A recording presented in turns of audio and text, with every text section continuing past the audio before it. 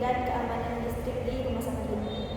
Perkenalkan, saya Devina Aida selaku moderator dan teman-teman dari kelompok 7 yang terdiri dari saya Ririn Dwi Lestari sebagai pemateri, saya Syafayal Syafri sebagai pemateri, saya Cynthia Putri sebagai pemateri. Baiklah, kita akan mulai dengan materi inti kita, yaitu tentang biolistrik. Dasar listrik.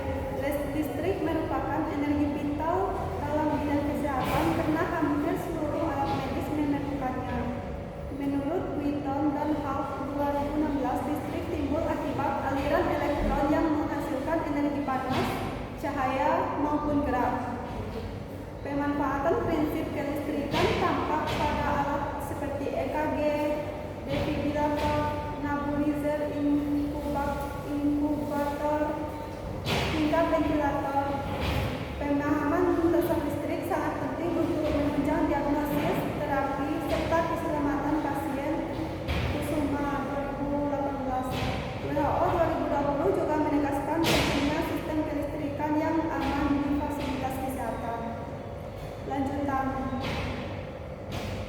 Prinsip dasar listrik dalam kesehatan, yaitu ada tegangan V, menggerakkan arus listrik pada alat medis. Arus I, arus kecil dapat menimbulkan kesemutan. Arus besar 100 mA berisiko menyebabkan fibrilasi ventrikel.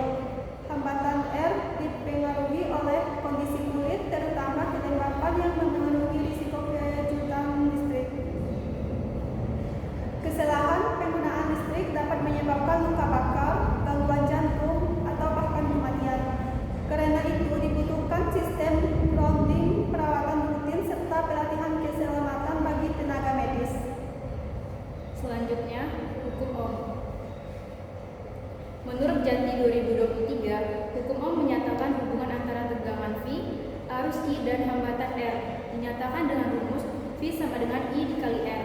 Nilai hambatan bergantung pada jenis bahan, panjang, dan luas penampang konduktor. Hambatan meningkat seiring kenaikan suhu, karena elektron lebih sering bertumbukan dengan atom konduktor. Resistor digunakan untuk mengatur arus listrik dan menghasilkan panas. Nilai resistornya ditunjukkan dengan kode warna dan memiliki toleransi tertentu. Hukum Ohm berlaku saat nilai hambatan konstan dan arus mengalir dalam waktu singkat, karena pada suhu tinggi nilai R bisa berubah. Selanjutnya ada rangkaian listrik.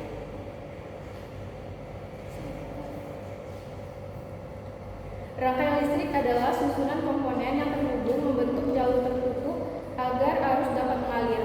Komponennya dapat meliputi sumber energi seperti baterai, aki atau sinyal tubuh, saluran pengantar seperti kabel atau sinyal tubuh, kemudian ada beban seperti elektroda, sensor atau monitor.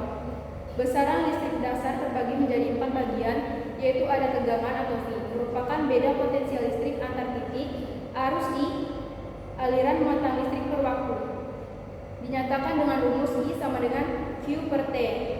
Kemudian ada hambatan R, merupakan sifat bahan yang dapat menahan arus, dengan rumus R sama dengan Rho dikali I per A. Kemudian ada daya atau P, energi per waktu, dengan rumus P sama dengan V dikali I. Jenis rangkaian dibagi menjadi 3. Yang pertama ada rangkaian seri, yang dimana arus sama di tiap elemen. Kemudian paralel, tegangan sama di tiap cabang. Kemudian terakhir 3, campuran, yaitu kombinasi antara seri dan paralel. Hukum dasar rangkaian terbagi menjadi 3. Yang pertama hukum Ohm, kedua KCL, dan 3 KVL. Selanjutnya ada aplikasi dalam keperawatan atau praktik medis. A. Risiko mikrosok pada pasien critical care. Mikrosok adalah bahaya serius bagi pasien ICU dengan alat invasif seperti kateter, jantung, atau pacemaker. Arus listrik kecil dapat menyebabkan fibrilasi vertikal dan kematian. Faktor resikonya meliputi yang pertama penggunaan perangkat invasi kateter elektroda jantung, yang kedua elektroda EKG pada kulit lembab atau rusak, selanjutnya ada cairan infus konduktif, dan yang terakhir peralatan listrik rusak atau bocor arus. Pemahaman prinsip keselamatan listrik sangat penting untuk mencegah arus bocor ke tubuh pasien.